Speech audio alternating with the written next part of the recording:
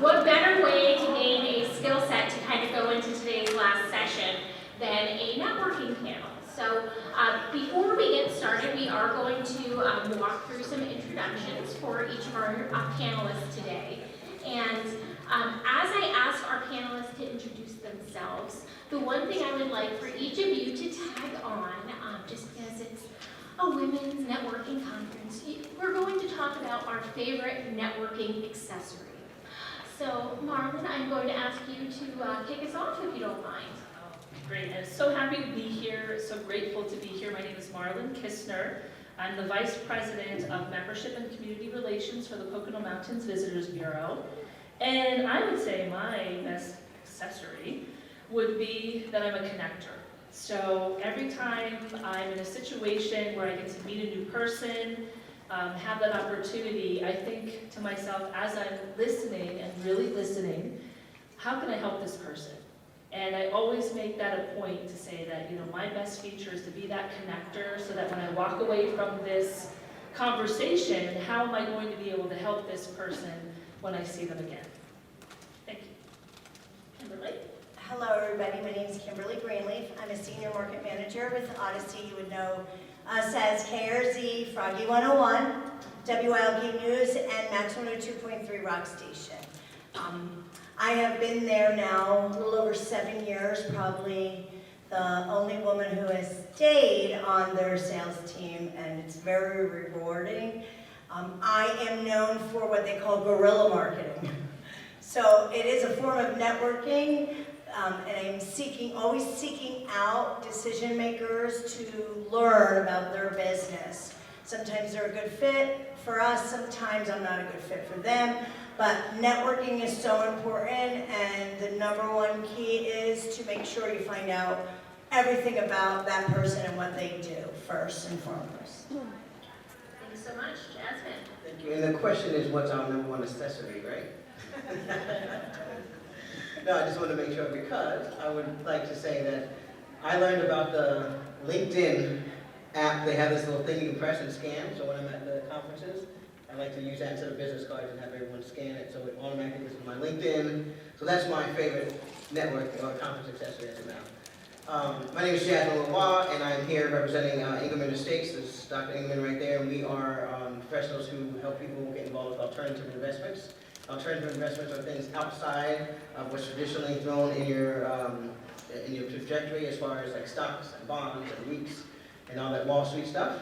I teach people to find alternative investments so they can get some independence from all of that, and also some higher and more secure returns. Great, well thank you ladies. As you can see, we've got some diverse backgrounds that I think are going to contribute really well to today's conversation.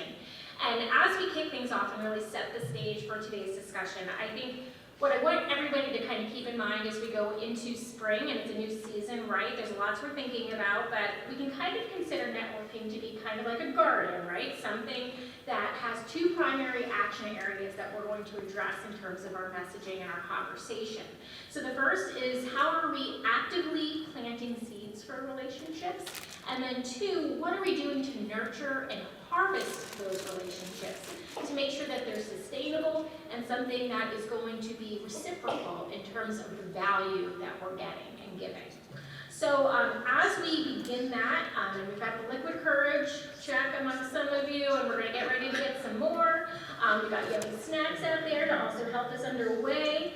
I do want to toss the first question to Kimberly, if you don't mind. But we're going to build our plan of attack, Kimberly. So what are we doing to prepare for our networking event? Thank you for asking. So on that app, first and foremost, there were all of the attendees alphabetically. Also, there was a way to look at it by industry as it pertained to kind of your industry. So I was looking that way to see if there was anybody here in the similar industry that I can help. But I love how you put a plan of attack, right? And we just talked about being fearless. So to prepare, as we walk into a networking event, most of the time you see already groups of people talking, right? If you're not one of the first persons there. How do we walk into a conversation? How do we be present and relevant. And it's really just by being natural. This is not like being bossy or, oh my God, this is so fake. It's just by being a natural and just going in and getting past your fears and introducing yourself and asking about them. So it's very important for me when I network. I'm focused on learning about someone new, meeting someone new, and seeing how I can be of service to them. So that's the way you go in and attack. Marlon, are you doing anything in advance of that session? So anything you did at home to prepare for today? Yeah, actually, I as my coworkers know, I'm not a huge technologically inclined person, so it challenged me to actually download the app, look at who's attending the sessions, see who will be there. It was awesome for me, and it took me outside of my comfort zone, and it really helped me prepare. So that was definitely something new, and that helped me grow. And Jasmine, I mean, your career is taking you into all different markets. So a lot of times you're not even familiar with the geographic environment, let alone the people that are going to be in the room. So anything unique you're thinking about or that you recommend to others if they're in that same circumstance? Yes, so it's pretty basic stuff, but like for me, before I go into a crowd, especially when I'm going to places I haven't, know anyone, I'm new, I'm literally looking myself in the mirror and just smiling, practicing smiling, getting myself hyped up. I put on my favorite music, and I got to get myself hyped up before I leave the hotel room. So just from a personal level, like hopefully you can resonate with that. There's not really many tricks, but I do get insecure as well. Butterflies like on stage. So I handle that as I always step away right before go time, and it takes 10 minutes to myself. And it's the affirmations, just looking in the mirror, practicing smiling, because sometimes like, oh my files, it's not working right now. So just really in that moment with myself, getting myself hyped up and getting my mindset ready to walk into this room, because often, it's a room full of men. And I've been in a situation where, there's a group of men talking, you come up and slowly announce on everyone's back is slowly, So a lot of that stuff can be discouraging, so it's very important for me to have a leg up mentally before I walk into a room. Absolutely. And I mean, you're talking about, backs to you, you've got this wall to actually get you engaged. And Kimberly, you even said like there's already established conversation. So outside of me spilling my new sparkly drink on somebody's gym shoes, what do I do to actually break in? Is it laughter? Am I asking something? Can I ask to interject? What would you recommend as somebody's broach to initiate conversation or ask to join that particular group? Any recommendations?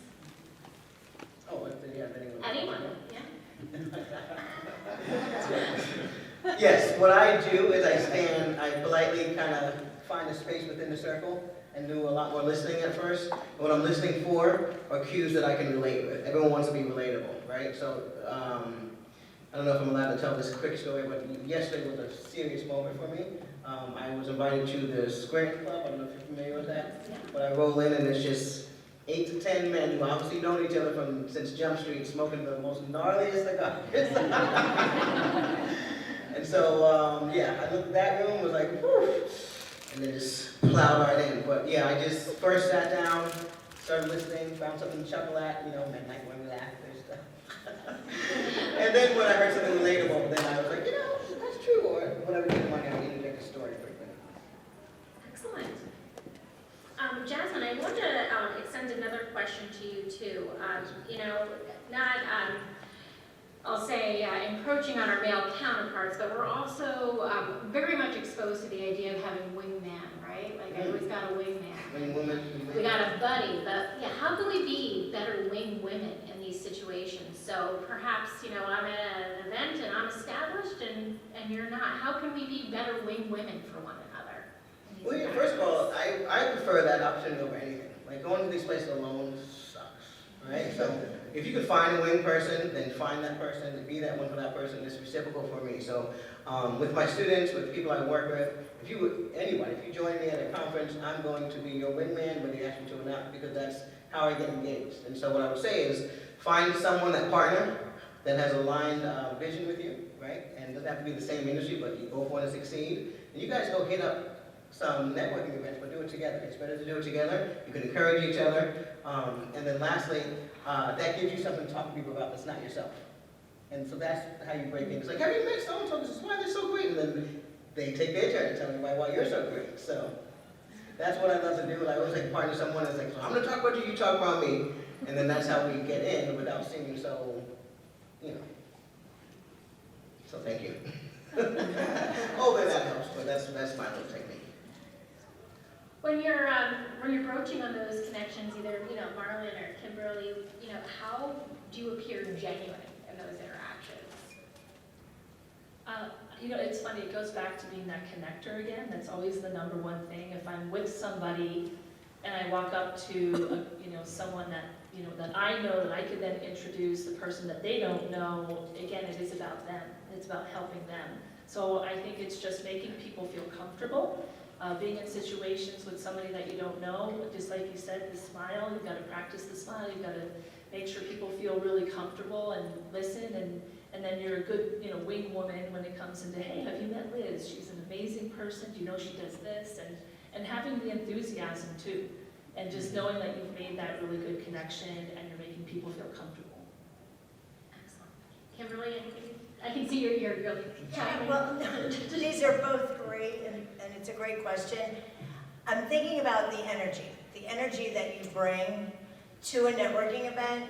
I've noticed that when I'm with my wing woman, when I'm with a friend who is in business and we both are going to a networking event, even if just them and I are having a conversation, the energy is reflected, and then people will gravitate to you almost naturally. And I think just having positive energy, a great natural smile, and yes, that takes practice. We all know that our tone changes when we smile. Because you could tell someone on the other line, like when you're on the phone and someone's on the other line, you can tell whether they're smiling or not. That's a huge thing in sales, to smile, be excited, have positive energy. That energy is like a magnet. So not necessarily interrupting or trying to get engaged in a conversation you're not a part of yet. Sometimes it works the other way, where that energy will attract people to want to get to know you or tell you about themselves. We all want to talk about ourselves. We're human. I think that when we can be genuine and honestly talk about whether it's a success or a struggle, or even really get to the person's pain in their industry or business, it just shows 100% genuine, right? Being 100% genuine. I think that is very important, to find positive energy instead of being like, I have to go to another networking event? No way. All right, I'll go. Really getting excited about it. Excellent. No, I think that's wonderful, and I ask a little bit more kind of each of you too. So is there a balance between being genuinely excited and aggressive in those situations? And where do we walk that fine line? I don't know. Great answer. My opinion is this, because I'm from New York, I'm always, I can be seen aggressive. So at the end of the day, to me, being genuine is a slippery slope, right? So this is why I spend so much time in the mirror, right? So I can get into tune with myself, right? Get the energy right. But being genuine comes from that energy that you can get. So if you're faking it, then you're faking it. So how do I not fake it? Put on my favorite song, right? I'm going to start listening to the Rolling Stones or something before I this genuine energy. If you stop me up, right, you're getting started up. So that's genuine energy. It cannot be faked. So get yourself in it, whether you go jogging or something, but you to find that energy. A lot of times I cheat that way. I will literally go jogging before I did it this morning. I went jogging before I came here, so I can just naturally be just wide-eyed and bushy-tailed. Okay? So some of that's going to be physical. And as far as being aggressive, again, if you make a plan before you leave the house, and this is what I ask people to do, it doesn't have to be an elaborate plan. It doesn't have to be anything stressful, but just have an agenda. Why would you leave the house with an agenda? If you have an agenda, then now, again, you're automatically being genuine, because you are there for a certain reason. Everyone's at the event for a certain reason. You start feeling like a fraud when you go there and you don't have an agenda. You don't know what you're doing. If someone says hello to you and you're like, hi, and you stumble because you don't know what you're there for. But if you're, I came here for this, so hi, my name is so-and-so, and I'm looking for a new client. I'm looking for this. So you automatically have. So having that agenda helps me with the genuine side of it and then also the aggression, because at the end of the day, when I go to networking events, I find we're all there to network, right? And so if I have a plan, then I'm not kind of just shooting off anywhere, and I sound a little like spastic, if you will. So if I have a plan, I'm like, okay, this is what I'm here, and I have a soft pitch, an elevator pitch, whatever it is. It doesn't have to be that mind-blowing, but have something that you're ready to say. But it all starts with a plan and gives you that confidence so you're not caught off guard. Oh, that's fantastic. So I think we've found out Jasmine really identifies with the Rolling Stones, right? We've all got, our own tune we're working on. So kind of goes back to her personal brand, right? And I want to kind of toss that to you, Marlon, because I know this is something you and I talked a little bit about kind of in advance of this session, but how do you look at your personal brand and building that into the networking? So I think Jasmine said it, very well too, is, being authentic, being genuine. I think the nicest compliment I ever received, and it's actually from Liz, who is one of my colleagues, is that I'm intentional. And I don't even think I ever realized that I was intentional, but thank you for pointing that out, Liz. And I think that will mold you into your personal brand. And there's 5 things that I abide by, and it's actually, I did download my passion path. But what helped me with my brand, and still does every day I think about this, is number 1, I have a competitive spirit. So instead of being aggressive, be competitive, right? So go in there wanting to win. That's really important. The second thing is you've got to take risks. So you're here today, talk to somebody new, try something different, don't be afraid to take those risks. Number 3, always visualize yourself being successful, right? So visualize yourself going into an event, having a great experience, but take the time to practice. Just like Jasmine said, she smiles in the mirror. You've got to visualize a positive outcome. Number 4, you've got to surround yourself with really great people in your life, right? So people that are going to lift you up, people that are going to help you, not the energy drainers that we know are in our lives. And then the last thing is you've got to take care of those good people in your life, and you've got to take care of yourself. So those 5 things in my life over my lifetime, both professionally and personally, have built my brand. And so I just think it takes time. It takes time to get yourself to a certain place. In my 20s, I was not like this. It takes time to get to that place, but then you have to take the time to help somebody with that brand. So it's been a good journey, and I use this every day, and I encourage you to just challenge yourself with that. So on the last bit of kind of planting the seed before we kind of talk about how we're going to kind of sustain those relationships, I want to ask another question if you don't mind, and anybody on the panel can answer this too, but hey, I'm stuck in it right now, and I'm sure many of you are too. We've got the professional side of our lives, right? But then we've got to build our own friends network again too, because we're building moms, or we've got social networks that maybe as we're entering a new life stage, we're trying to build out and really make more robust. Does there have to be a difference between the way we network for both professional or social purposes, or can those be married? Well, I think we need to tread that lightly. As you know, we've got really great friends and really great relatives in our lives. And I always take this as a strategy. So I really think hard about who I could connect my sister-in-law with. I love her to death. But okay, who can I connect her with and it's going to be safe, and it's going to be really positive for both of them. So I think it's just taking the time and making sure that it's a good strategy when you are crossing that line, and don't do it just because you think it's going to happen. You've got to really think through it if you're going to make those connections with the kind of people in your life. So just be strategic about it. Kimberly, do you want to? Yes, I want to just touch on it as well. I love what you just said. For me, building new clients and them partnering with me, say in my career, has afforded me actually the luxury of building friendships. That's the reward, that's the extra, that's like the gift, that when I met a particular potential client and I was able to be of service to them, and then we did some things like get coffee, let's talk about business, but you intertwine in the conversation some personal things, and before you know it, you're building a friendship and you don't even realize it. And some of my best friends today are my clients. And that is 100% genuine. Because that was just something that happened naturally.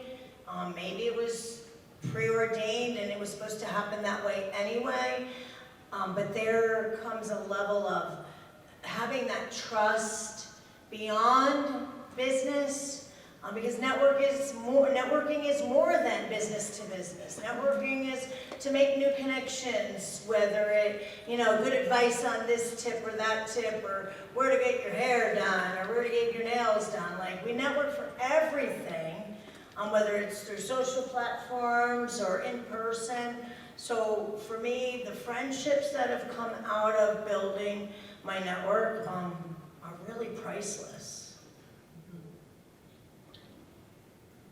All right, so we're gonna fast forward a few hours. We made it through cocktail hour, nobody spilled their wine, congrats. We felt like we made a couple really good connections, but now comes the opportunity for us to kind of cultivate that network, right? So talking about nurturing and kind of harvesting those relationships that we've built, Jasmine, I gotta ask, it's kind of like dating, it's gonna be tricky. When should I follow up? When is it okay to call? When should I reach out? What's the right answer? What do we look at from a time frame perspective? So, with this part of it, I think is science. So don't overthink it. There are books about this, like follow up, do not guess it. There's a science to it. And so, being in corporate America long enough, companies like Sleep Number, these people that have proven track records. If you know anyone in the companies, find out about what they're doing in sales. A lot of this I'm privy to. I had the luxury of working with some of the best known and biggest companies from Morgan Stanley down to #1 in sales. So one thing I learned was 3, 7, and 14. If you write that down, 3, 7, and 14. That's when you follow up. Day 3, day 7, day 14. And the discussion, don't want to think about it. 3, 7, 14. That's what works for the big guys. So when it comes to follow up, I'm just going to tell you, just keep it simple, but be religious with it. Okay, so a lot of people go out and they'll get cards and I haven't followed up with it. And it's like, what did you even go out for then? You just wasted all of our money and time. So day 3, day 7, and day 14. All right? There it is. So when you are following up over those 3, 7, and 14-day periods, what channels are you using? Where are you finding the greatest success? Yeah, well, that's been such a moving target lately. Just a weird thing. No one likes to pick up the phones anymore, really. So texting is one thing. But for me, I'm looking for a real live interaction, so much more than an email or a LinkedIn. But if I have to, I will. So follow-up is follow-up, but you really want to, the first thing is you're going to take the accountability and try to pick up the phone call. First, try that phone call because that's showing you genuine effort to communicate with them. No matter how old you are and how much great you think texting is, when you pick up the phone to try to call someone, they know that you're trying to talk to them. Okay? When you send a text message, maybe you want to talk to me, maybe you just want to communicate, maybe you just want to text me. Like, there's a lot of ifs. But when I call, you know I'm trying to talk to you. And so that's that old school, most lady going to touch your heart. She wanted to pick up the phone and give me some of her time, right? So I will always start with a phone call. But if you can't get people on the phone, then, do a text or an email. Terrific. So Kimberly, we talked a lot about being genuine, but when we're looking to kind of sustain these relationships, do you have any kind of go-to, starters for conversation or, recommendations as to kind of how to keep the conversation flowing? Well, are you speaking on in the beginning of, working on building a new relationship? Yeah, absolutely. I'll be honest, I'm going to say what I said before, really learn about them. Learning about the person and what they do and what their role is at their particular company, or if they are the owner, decision maker, really asking questions.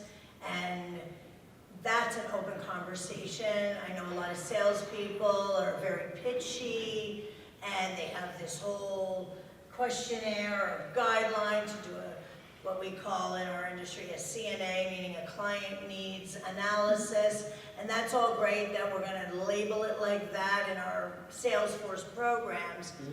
But more importantly, I want to go learn about what you're doing, what your goals are, what, you know, business looks like 1 to 5 years from now, and may I help you, and can I help you? And if nothing else, through that first initial meeting, conversation, introduction, if it can be nothing else but a resource or a referral, it's a win.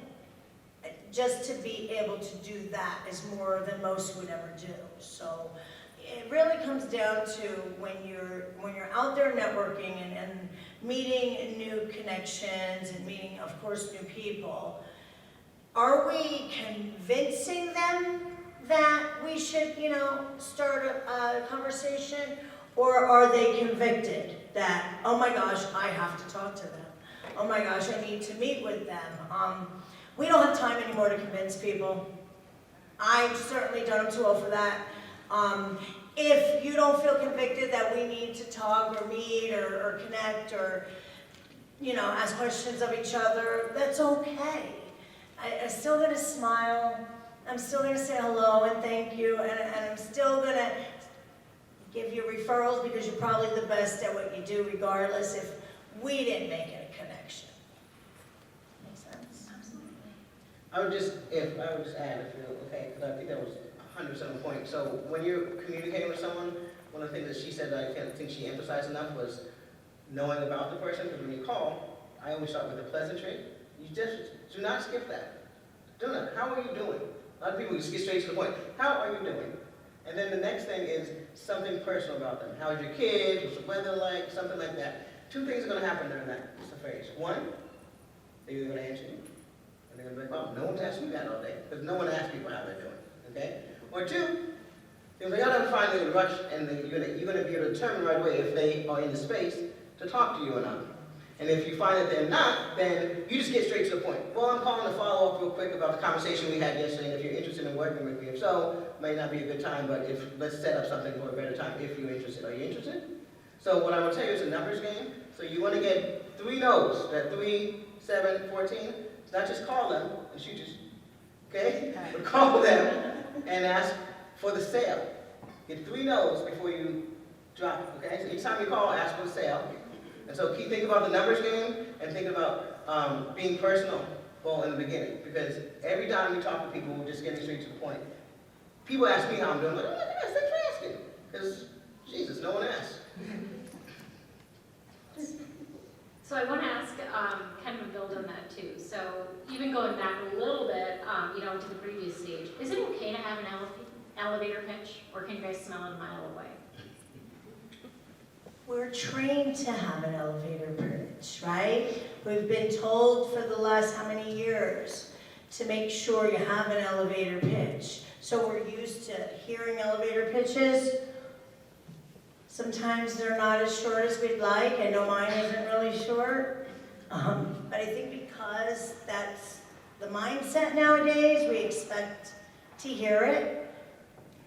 So I guess it's okay. Would you agree, Marla?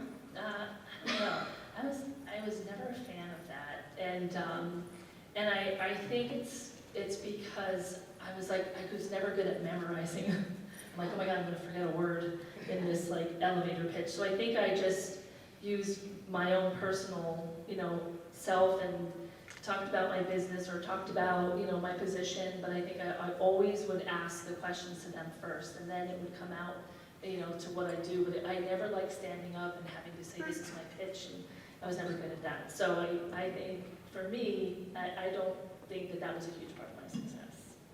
I'll say 2 things, but I think they're both right, and I think that 1, you need to be prepared. So have a freaking elevator pitch ready if you need it. You don't have to use it, doesn't have to be good, but if you get called into the square room or wherever it is, right, you need to be able to go.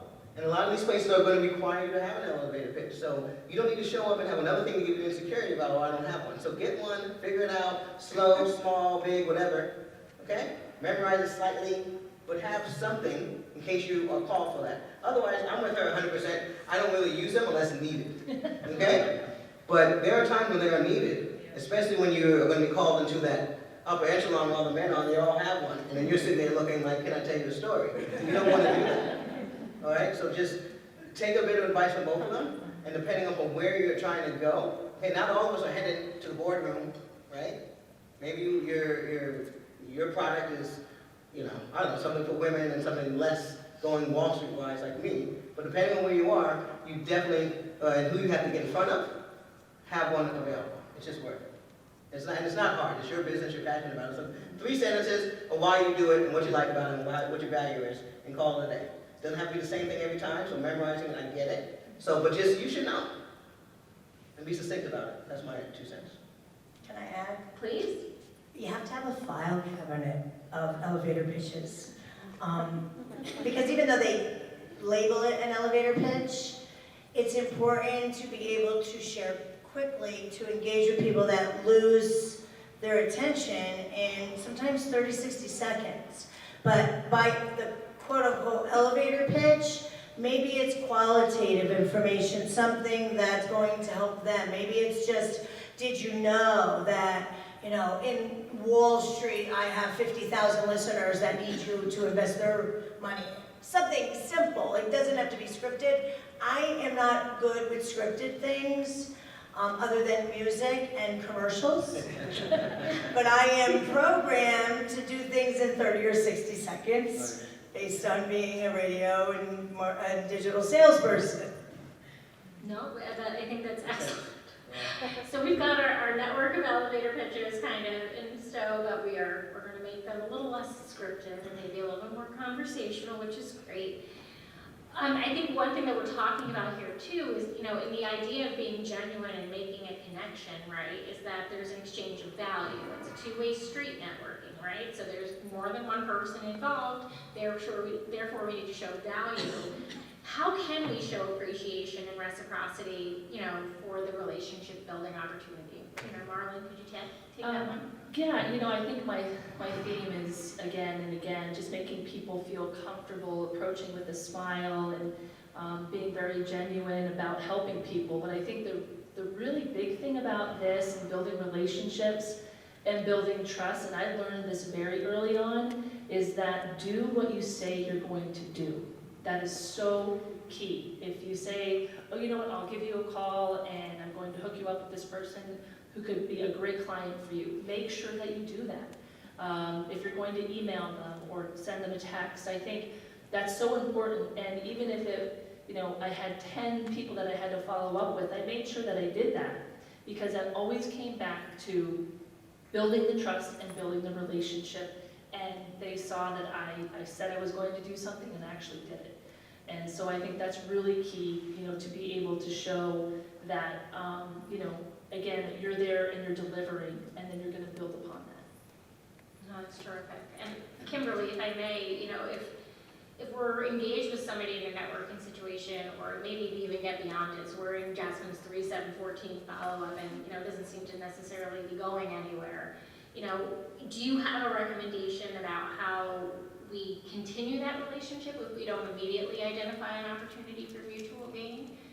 You know, do you have a recommendation? I'm always told to make sure you're nurturing a relationship, and if it takes following up a month later to be relevant at that point, now might not be the right time to start building a new relationship with that person or organization, but maybe a month from now. I don't like the word no. I usually say, oh, you said November, right? So nurturing a relationship that might not be ready to bloom now, by showing relevancy and, you know, wanting to be relevant in what they do. And it could just be, look, I have clients that I nurtured to start for more than a year or two. I've met people at networking events that I have said hello to for more than 2 or 3 years at events, and then when there was a need to have that relationship bloom, the opportunity presented itself. So don't give up on it and just kick it to the wayside, because you might miss that opportunity when it's ready to happen. Yeah, and I'm going to piggyback on that. I think it's all of that, and we hear this all the time, making a great first impression, right? So I think the way I look at that is just walk away being really grateful and have gratitude for the conversation that you had, even if it doesn't happen right away, because that person's going to remember you. And maybe the two of you don't connect, but they're going to think of you if there's somebody else in their circle that says, wow, I met Marlon, and she may be able to help you. So I think it's just making that really good impression, smiling and having that gratitude for the conversation. So, since you're all subject matter experts, we do have a question from the audience saying, all right, you've mastered the skill set now, but what would you go back and tell yourself 10 years ago? Don't do it. I would have definitely told myself to step out a little sooner, right? So, full disclosure, I mean, I had my time of just partying, right? And so, you probably could have spent more of the time doing some more networking, maybe network/partying or something like that. But yeah, I definitely would have stepped out sooner, whether it was with my business idea, you know, you always kind of stall them out a little bit, or whether it's actually networking, getting out there. And so for me, one of the promises I made to myself is that if there's an opportunity, as long as, you know, you can, you take it. No matter what it looks like, as long as it's aligned with your goals, right? So. I was serious. So why wouldn't you do it, Kimberly? I think 10 years ago, if I had a God in my life, things would have been different. Maybe I'm saying the same thing. So I would have done less of that and more of this. I would have known my worth, and I would have been learning instead of running. I am a late bloomer, we'll leave it at that. I think for me, along those lines, is 10 years ago, I wish I would have listened to my heart and my gut and left a very toxic situation. And I always was, you know, you're pleasing others to the point where all of a sudden you've lost yourself, right? And it might be your health or your mental health. And I think when I look back, if I could have just had the courage to walk away and stop thinking that I had to please everybody and do everything for everyone else, I would have done that sooner. Thank you. Well, are there any other questions in the crowd? I don't see any others in the app that haven't been answered yet. I have one. Terrific.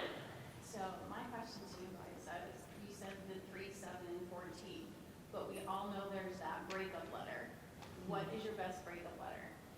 What do you mean by breakup letter? I'm sorry. So when you're doing a sale, especially people in sales, and the person is not really saying no, but they're not really saying yes, but then you have to go in and say, you know, you have to break up. You got to do the breakup letter. What's your best breakup letter? Yeah, please. So I am a sales expert. I really like to show appreciation and thank them for all their time, and that even though we might not be a good fit now or ever, that I'll always have their information if I feel someone else could help them or if that someone else needs them. So, you know, even though breakups are hard to do, I'd rather have that breakup than have something toxic or fail that person by what my recommendations would have been, and maybe they weren't a good fit. So I think the breakup letter and those, you know, parting ways are very necessary to just keep things moving, to stay in position. And maybe somebody, that opens the door for somebody else to help that person in business, opens the door for you to help somebody else. So it's just kind of with the circle of life, I guess. So embrace the breakup, right? It was meant for a reason. Yeah, I like to. No, go ahead. I was just going to say, I like to piggyback on what she says in the standpoint of, once you get to that point, I think we're all thinking the same thing, right? And so they're feeling a little awkward about how we're going to back out of it. So I always like to say, hey, this is not, may not be a good fit for you. It's not going to work for everyone. However, what I have learned about you is this. And so I will always keep my eye open, going back to what she says, on how I can get you into that, or what is it that you're looking for. Because by the time that you get off, if you're really doing your job, you will determine that you may not be a good fit, but there's something, you now know what they need. And part of that, you're helping them by getting them to communicate. So them coming to you and it not being a fit means that they are going in the wrong direction, right? And so to me, it's like, okay, so, but what, we have found out at the end of this call, that this is probably not the path, and you should probably start exploring these avenues. That's just my 2 cents. I know you didn't ask for it, but I will be happy to help with you with anyways, and feel free to call me back for any other resources or referrals. So I definitely agree with her. Like, I tell people all the time, not all money is good money, so I'm not here to get everyone to sign up for my group, and I'm not trying to get everyone to understand what I'm talking about, because I talk a little high-level stuff. And so just, if you either have the capacity or you do not. If you do not, no problem. Listen, I'll help you go flip a house, right? We're doing mortgages. So it's like, hey, I got a great guy who's running a flip program that you should talk to. But being someone who's really involved in the industry, you should have a contact almost everyone, right? You know the people. So it's like, listen, you know who's going to be good for you? Even if it's an attitude problem. I do that all the time, right? Someone call me everything good, but their attitude is just bad, but I don't like people saying what they can't do. I hear that word so many times, say, you know who you need to call? I was saying to my competitors, so because I don't think there's competition. Well, you'd be a good person for so-and-so. That's good. Yeah, I agree with both of these wonderful, amazing women, and I also think you shouldn't feel bad about it.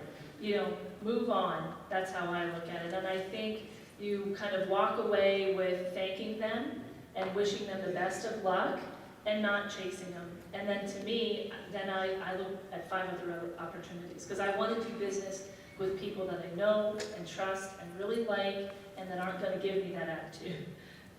So just walk And it's away. numbers, so the more no's you get, I look for no's. If you get it, it's like, great, now let's go to the next one. Yeah, right. It's a clear cut thing. Any other questions out there? Right here. Terrific. How many networking events are you doing a quarter, a year? How are you finding new ones? And how much of your business do you feel like is generated from that? Very good question.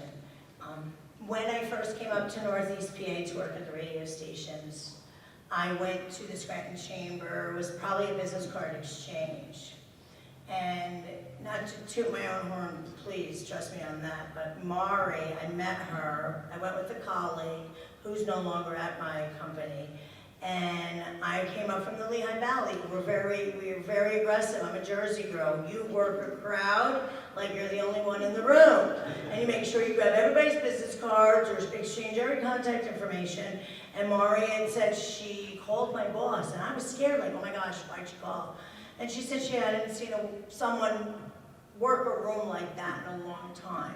So it's not the amount of networking events you go to, it's the quality of the events. If you're going to a mixer where you know that it's just going to be a big party, well then go with the mindset that it's time to have a good relaxing party night. So it's not really how many I'm going to now. I used to be in B&I. I got sick of the elevator pitch and having the demand of referrals. So I found other networking groups to join where there wasn't stipulations and costs involved. I love coming to the women's conference. I go to the women's conference down for the Greater Wyoming Valley, and they do a big benefit for Dress for Success. So I pick and choose the networking events. Because time is so valuable, I don't get to enough anymore. So let's find quality networking events and not the quantity. Yeah, and I'm gonna say too, I'm gonna go a different path here. Find something that really makes you passionate in your life and look to volunteer. I know it's a completely different type of networking, but I came from the chamber world as well, where we did networking constantly in a lot of different arenas. But I can tell you that when I found something that I was really passionate about, I became a volunteer, or became part of a committee. And then from those interactions, I ended up getting business from that because I was doing something I loved. And we may not have time to do it, but if you find something that you really love, and then you get involved in that type of community event and you have passion for it, it's a little bit different than a networking event, but you're gonna find those connections and you're going to get business from that. And I'll just add this, because first of all, I love it and I agree, volunteer. Half of my relationships come from me just showing up to events early and asking people if they need help. I just say, because 9 times out of 10, if you've ever run an event, there's one person who's not going to show up, not going to do their job, and so I'm just like, hey, I'm around if you want me to help. So that is like my secret to my success, if you ask me, showing up and saying, how can I help, right? Especially to events I see myself being a part of, right? So show up early. Don't show up late, don't show up on time, show up early. Just be hanging around. Can I get that for you? But as far as conferences and how you learn about them, that is huge. And so what I will tell you is that I do not leave a phone call without asking them, hey, what are you doing this year? What conferences are you going to? Because I started getting a little frustrated, only knowing about certain conferences, and then I started learning there's so many robust conferences I'm not being invited to, I just don't know about because the world is so fast. So now, every time I'm on the phone with someone, you going to any conferences this year I should know about? I'd love to see you. You know, everyone wants to go to a conference they know someone is going to be there, right? Even here. So just let me know. Maybe I can show up and we can do it together. It'll be fun. Even if they're not a client. It'll be fine at the end. I'm not going to be going, what's great. Well, before you go, what are you going to be doing this year? You going to any conferences? Anything I should know about? We know each other a little well, and they will tell you.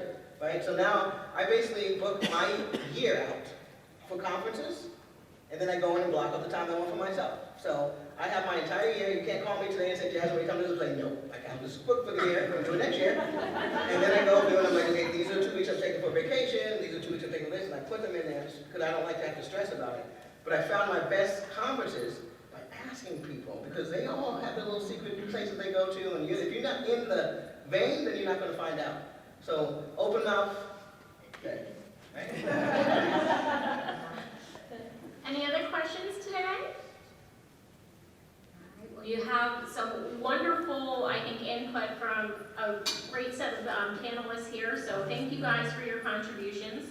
The beauty is now that you have 800 great friends outside to try all of their wonderful tips with. But I think there's so much that we can all offer continuously in the app as well, so let's leverage the opportunity to make those connections and continue to foster our networks, leveraging the tools that the Chamber has made available to us, and make sure that you guys keep these ladies in mind as well for additional tips and cheers.